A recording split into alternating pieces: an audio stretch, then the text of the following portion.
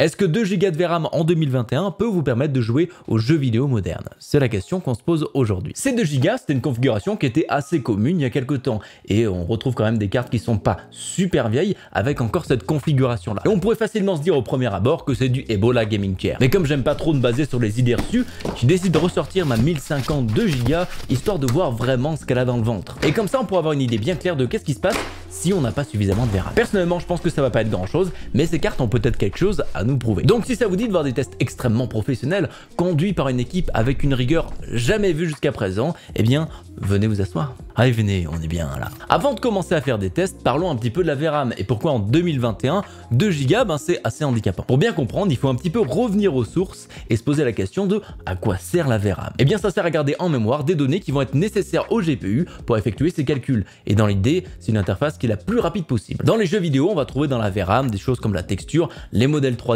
et autres qui vont nous permettre de générer vraiment l'environnement dans lequel on se trouve et vraiment les images qu'on a sur notre écran. Les environnements dans lesquels on évolue aujourd'hui sont beaucoup plus détaillés et beaucoup plus riches qu'avant, ce qui fait qu'on a besoin d'une bonne quantité de VRAM. Et si on n'a pas une quantité de VRAM suffisante, eh bien le reste, ça va aller justement dans la RAM de l'ordinateur. Et quand on vient chercher justement ces fichiers-là dans la RAM, eh bien c'est beaucoup moins efficace. Ça va venir affecter notre expérience de manière assez significative, la plus visible étant les textures qui se chargent après être entrées dans une zone. On voit des choses qui arrivent comme ça. On peut rencontrer des freezes, des lags, etc. Plein de choses comme ça qui viennent réduire la fluidité de notre jeu et donc faire une expérience qui est beaucoup moins agréable. La VRAM est aussi très importante pour les applications de production. Plus on en a, mieux c'est jusqu'à un certain niveau, mais si on en a bien trop peu, ben ça va réduire l'efficacité de manière assez flagrante. Enfin bref, si on en revient un petit peu aux jeux vidéo, ça va être compliqué sur des titres assez modernes. Les 2 Go vont se retrouver très certainement assez limitants. Mais à voir comment ça se traduit réellement en jeu, parce que certains gèrent beaucoup mieux ça que d'autres. Histoire de bien commencer et de repartir sur des bases saines, on va remettre de la pâte thermique sur cette carte, parce que ça fait quelques années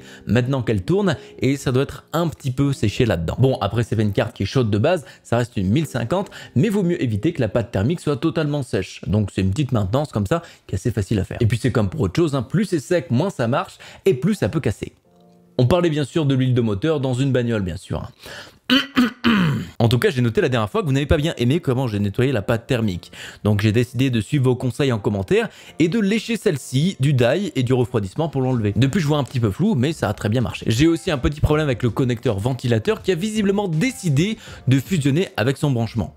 Et même en y allant avec une pince, mince, ça fait rien. J'ai aussi malheureusement déchiré un pad au passage. C'est triste, surtout que j'en ai pas de rechange, donc on va devoir faire avec les moyens du bord. Et n'hésitez pas bien sûr à exprimer tout votre mécontentement avec condescendance dans l'espace commentaire. Ça vous défoule, moi ça me fait rire, donc c'est que du bonheur. Si on parle rapidement de la GTX 1050 qu'on a ici, eh bien les specs ne sont plus forcément d'actualité. 607 cœurs CUDA, 2 Go de GDR5 avec un bus de 128 bits, en 1080p ça va peut-être coincer un peu. En tout cas les AAA fluides, on vous le dit tout de suite, il faut oublier avec cette carte là. On pourrait même qualifier ça de merguez si j'ose reprendre l'expression de nos saint loulous. Par contre cette carte a une backplate, c'est quelque chose qui est assez rare pour cette gamme là, généralement on retrouve pas de backplate et plus on va loin dans l'histoire et moins on retrouve de backplate. C'est quelque chose qui est assez moderne au final et c'est principalement dû au fait qu'on a du verre trempé qui nous permet de regarder à l'intérieur de notre PC. Donc il faut des cartes graphiques qui soient un minimum jolies. Ici c'est pas du métal mais du plastique, c'est essentiellement esthétique mais ça fait toujours plaisir d'avoir une carte qui n'a pas le PCB à nu. La construction est toutefois assez robuste pour résister à des petits coups de marteau, donc si vous êtes un petit peu maladroit,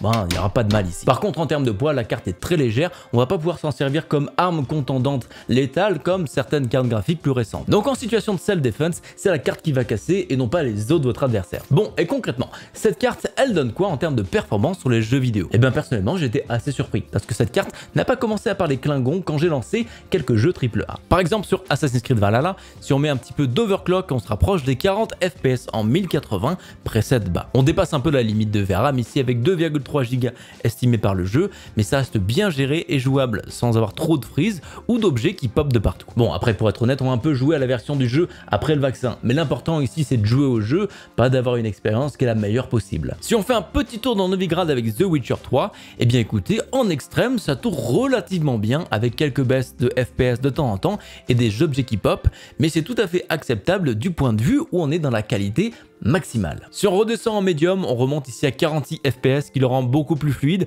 surtout lorsque vous déplacez votre souris. Après, j'avais pas trop de doutes concernant le jeu, j'ai fait les 3/4 du jeu à sa sortie sur une GTX 660 avec des presets moyens high, donc là j'étais plutôt sûr. Un jeu un peu plus e-sport avec CSGO qui tourne vraiment sans souci dans les presets maximum du jeu en 1080 avec des paramétrages compétitifs, vous n'aurez donc absolument aucun mal à être fluide même dans des résolutions supérieures. Mais plus globalement, ce genre de carte va faire tourner assez facilement tout ce qui est Minecraft, League of Legends, Valorant, Rocket League, etc. Des choses comme ça qui sont littéralement faits pour tourner sur des patates à la base. Fortnite, je l'ai pas testé par contre parce que j'avais une mise à jour de 10 Go et clairement j'allais pas passer plusieurs heures à télécharger ça alors que j'allais faire un petit test de 2 minutes. Après, Fortnite est un peu plus dur à faire tourner depuis quelques temps il me semble.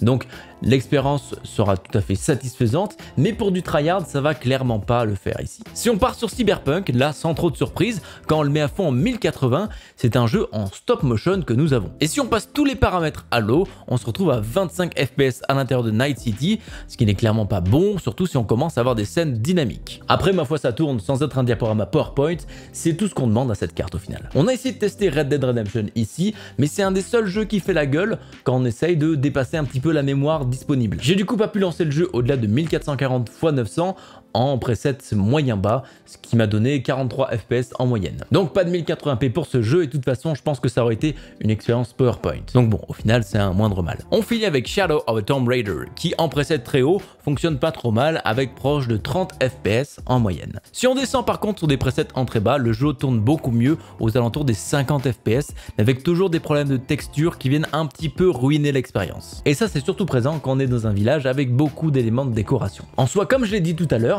je suis plutôt étonné de cette carte, je pensais qu'elle allait pas faire tourner la moitié de ces jeux ici, ou soit que ça allait être vraiment un framerate horrible à jouer. Bon, après 30 à 45 FPS de moyenne sur des presets low, c'est un petit peu du Ebola gaming, mais quand on a que ça, je trouve ça vraiment acceptable. On peut jouer au jeu de manière suffisamment fluide sans que ça nous arrache la rétine. Après, mon avis est un petit peu biaisé, parce que j'ai passé pas mal d'années à jouer à WoW et d'autres MMORPG avec 15 FPS constants, parce que j'avais des ordinateurs qui étaient clairement pas super. Mais bon, j'étais déjà content de pouvoir jouer aux jeux vidéo. Parce que ce genre de jeu sur console à l'époque, ça n'existait pas. Si on parle un petit peu de l'overclocking qui a été fait sur la carte, eh bien malheureusement ça apporte pas énormément en performance. Mais vu que la carte ne dépasse pas bien les 60 degrés, même en cas de surcadençage, eh bien c'est toujours intéressant de faire cet overclocking pour gagner les 2-3 FPS supplémentaires qui au niveau de 30 FPS de moyenne, eh bien ça fait quand même une belle différence. Et puis surtout c'est gratuit, donc pourquoi ne pas le faire. Bon, concernant les benchmarks sur les outils pro, est-ce que j'ai vraiment besoin de vous faire un dessin ici? Regardez juste les graphiques et comprenez à quel point c'est inadapté pour ça. J'ai pas fait les tests sans OC parce que je trouvais que